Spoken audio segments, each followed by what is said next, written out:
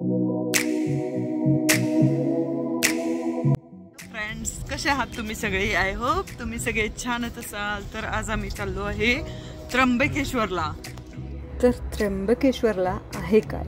तर त्र्यंबकेश्वरमध्ये आहे एक ज्योतिर्लिंग. ॲक्च्युली तुम्हाला माहिती असेलच की एकूण 12 ज्योतिर्लिंग आहेत भारतामध्ये आणि त्यातले जे 3 ज्योतिर्लिंग आहेत ते आहेत महाराष्ट्रामध्ये. त्यातलं एक आहे भीमाशंकर जे आहे पुणे जिल्ह्यामध्ये, दुसरं आहे घृष्णेश्वर जे आहे वेरूळ म्हणजेच औरंगाबादजवळ, आणि जे तिसरं आहे ते आहे त्र्यंबकेश्वर, त्यालाच म्हटलं जातं तारांबकेश्वर, की जे आहे नाशिकच्या जवळ. आणि या ज्योतिर्लिंगाचं आध्यात्मिक महत्त्व काय हे जर विचारलं तर प्रत्येक ज्योतिर्लिंग एक विशिष्ट शक्तीचं, परंपरेचं आणि धार्मिक अशा अनुभवाचं प्रतीक आहे. अनेक भक्त या 12 ज्योतिर्लिंगाचे दर्शन करून मोक्षप्राप्तीची कामना करतात आणि शिवपुराणामध्ये या 12 स्थळांचे मोठ्या भक्तिभावाने असं वर्णन केले आहे. चला, आपल्याला एकदम 12 ज्योतिर्लिंग करणं शक्य नाही आहे, तर जसं ज्यावेळी आपल्याला जमेल तसे आपण करत असतो. लास्ट इयर आपण भीमाशंकरला गेलो होतो आणि यावर्षी आपण आलो आहोत त्र्यंबकेश्वरला. आणि ज्योतिर्लिंग म्हणजे काय बऱ्यापैकी जणांना माहिती असेलच. ज्योतिर्लिंग हा शब्द ज्योती आणि लिंग म्हणजे ज्योती म्हणजे प्रकाश आणि लिंग म्हणजे शिवाचे प्रतीक, या दोन्हीचं मिश्रण आहे. आणि ज्या ठिकाणी भगवान शंकर स्वतः लिंग रूपामध्ये प्रकट झाले त्या स्थळाला ज्योतिर्लिंग असं म्हटलं जातं. तर जर तुम्हाला त्र्यंबकेश्वरला जायचं असेल तर कसं जायचं? तर आम्ही गेलो होतो प्रायव्हेट गाडीने.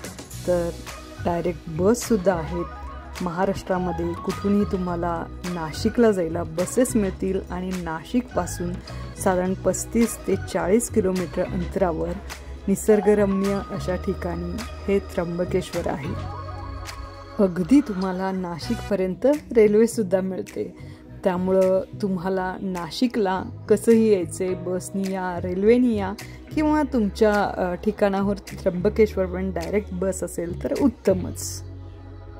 तर तुम्ही बसनी, प्रायव्हेट व्हेकलनी, ट्रेननी नाशिकपर्यंत आला, तिथून त्र्यंबकेश्वरला आलात.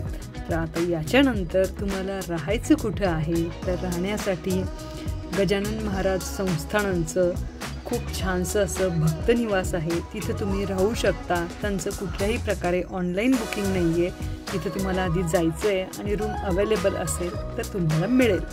तर आम्ही गेलो होतो तिथे, पण आम्हाला रूम नाही मिळाली, कारण जर गर्दी असेल तर मिळण्याचे चान्सेस कमी असू शकतात.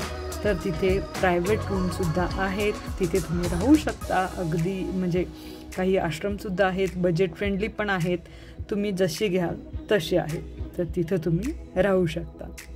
पण जर आमचा फर्स्ट प्रेफरन्स विचारला तर जे गजानन महाराजांचं संस्थान आहे तिथे तुम्ही राहावा, कारण तिथं सोयीसुद्धा सगळ्यात छान आहेत आणि क्लीनलीनेससुद्धा खूप चांगला आहे आणि विशेष म्हणजे बजेट फ्रेंडली रूम्स तिथं आहेत.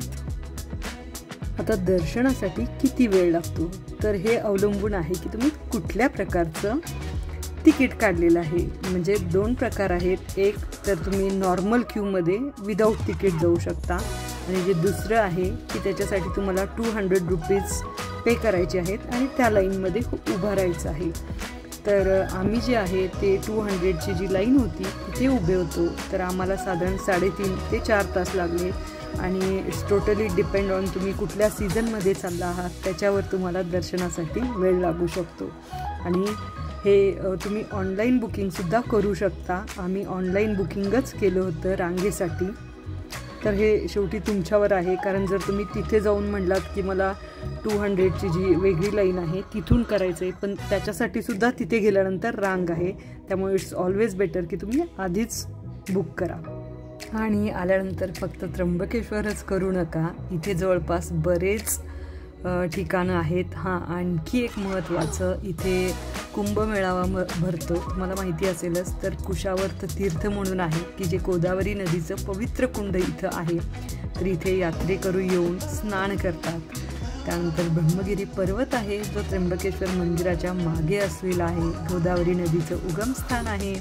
गंगाद्वार आहे, गंगाद्वार गुहा आहे, अनलपिंडी गुहा आहे, नील पर्वत आहे, गोरक्षनाथ गुहा आहे, सप्तशृंगी देवीचं मंदिर इथून 80 किलोमीटरवरतीच आहे. इवन नाशिकमध्ये सुद्धा खूप छान छान स्थळं आहेत. पंचवटी आहे, गंगापूर डॅम आहे, पहाडगड किल्ला आहे, बऱ्याच गोष्टी आहेत. जर तुम्ही हायकिंग करत असाल तर खूप सारे प्लेसेस इथं आहेत. तर त्यावरून तुम्ही डिसाईड करा.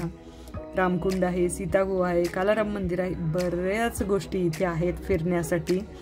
तर त्यानुसार तुम्ही प्लॅन करा तुम्हाला कुठे कुठे जायचं आहे ते. आणि तुम्हाला हा व्हिडिओ कसा वाटला नक्की कमेंट करून सांगा. आवडला असेल तर लाईक करा, शेअर करा आणि सबस्क्राईब करा. Thank you so much guys. Thank you.